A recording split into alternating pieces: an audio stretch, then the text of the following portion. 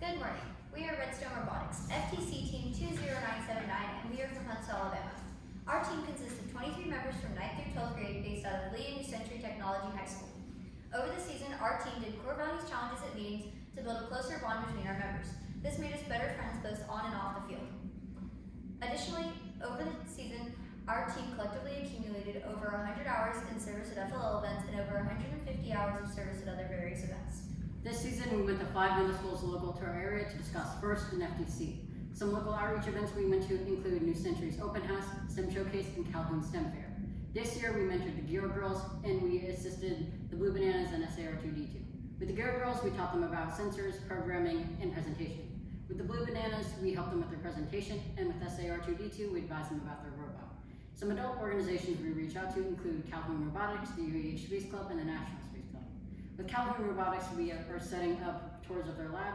With the UAH Space Club, we have toured 4 of their labs alongside their members. And with the National Space Club, we are attending one of their monthly breakfasts. In addition, we are working with the Early Works Children's Museum in order to teach robotics once a week during the summer. This year, we went to many FLL qualifiers and state competitions and volunteered as referees, score runners, and more. We also have hosted the Alabama State competition at our school. This year when designing our game elements, we knew we wanted them to be representative of our Minecraft theme. When designing our beacons, we knew that we needed both a red and a blue one, so we wanted to base them off of redstone and lapis blocks and have them identical to how they look in the game, which is mostly gray with specks of each color. However, this wouldn't work, so we had to change our final design to be solid red and solid blue. When working on our signal sleeve, we worked with our autonomous group to figure out which logos and colors could be best picked up by the robot. And originally we had a design that had our school and team logos, but we knew that this wouldn't work, so we had to change it for our final design of pink polka dots, a green triangle logo, and black stripes.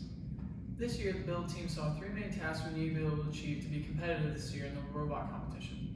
We need to be able to move around the junctions with ease, we need to be able to pick up and manipulate the cone with ease, and we need to be able to reach all 4 types of junctions. To do this, we used a mechanism wheel drive from GoBuilder, but it was able to move through junctions, but was not able to move through them reliably. So then we redesigned it to where we put the motors vertical, so that way we could lose a few inches on all sides. And then to be able to reach all 4 types of junctions, we used a 4-stage Viper slide kit from GoBuilder, which allowed us to go all the way from the bottom to pick up the cones all the way to the high junction, so that way we can reach all. Finally, we used a decision matrix to figure out what type of claw we want to use. We started with a rubber band claw, a polymer claw, and some rollers. We originally went with a rubber band claw because we thought it was more reliable, but it turned out there was a design flaw we did not account for. So then we went with a polymer claw. Making this change, our reliability went up a great amount, and we were able to mold the claw to be able to pick up the cone very reliably. And we are also trying to become a more digitally engineering team. For Teleop, we continued to program in Java, and we kept the Magnum drive from last year, but we changed it into a field-centric Magnum drive, or aka course lock, which means if the front of the robot is facing to the right, and I move the left stick on the controller forward, the robot will move away from me instead of to the right.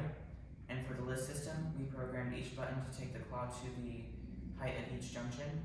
And for the claw, it was fairly easy since it was just one servo, and we used the bumpers on the controller to toggle the claw being open and closed.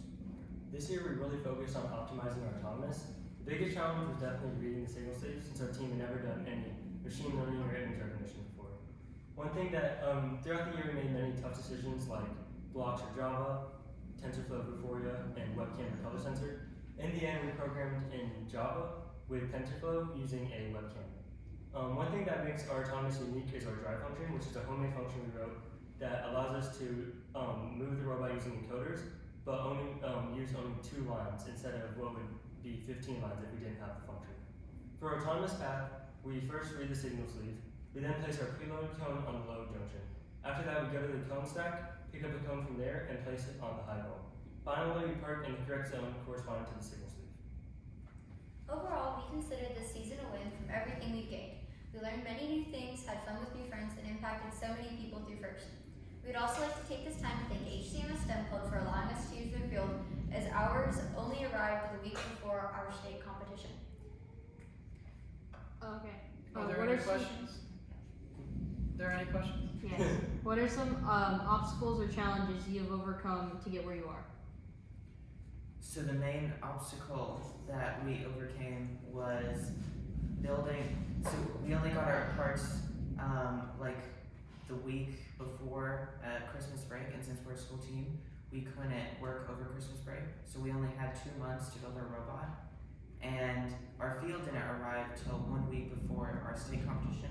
So we only had 1 week to test our robot, and so that was the most challenging thing we overcame.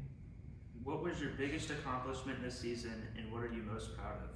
I would say our biggest accomplishment was being able to read the signal sleeve. It took a long time, and it took a lot of us like learning AI and different coding languages and all that image recognition, since none of us had do that before. So, and to do that, we created a model in FTC toolchain, which was challenging. We also created models in other softwares. It took a lot of iteration, but we got it in the end.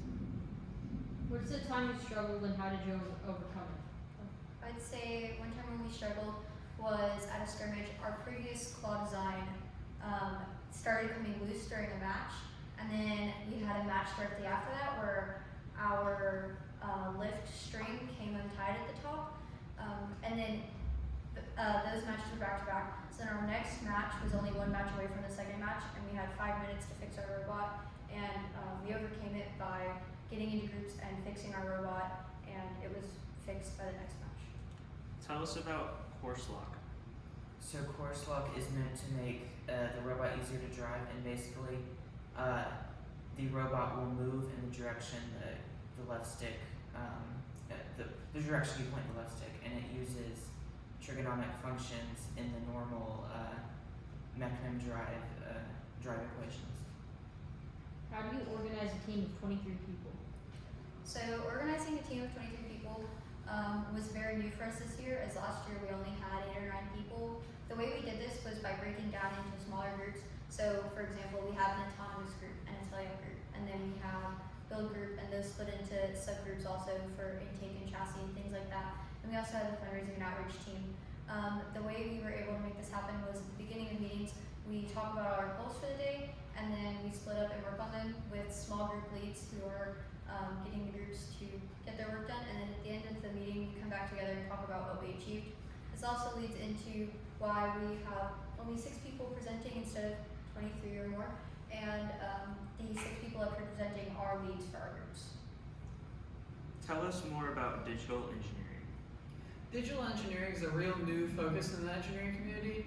It's more of an industrial thing, so like you won't see this in schools, which is what I'm trying to push as a Calhoun College dual enrollment student. So what that means is you have nearly a digital twin per se of what you're designing.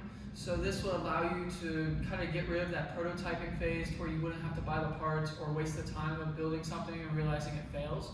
So this lets us cut back on our cost and time of building, which really helped us with only getting our parts in 2 months before we actually had to go to competition. And with that, we used a lot of CAD. Like our claw is a lot purely CAD, and we used a software called Cameo, which allowed us to kind of get the logical aspects of the robot all figured out, and to make sure our robot would meet all the requirements, which is a new thing in the engineering world. What do you love most about your team? What I love most about our team is our increased outreach and team identity.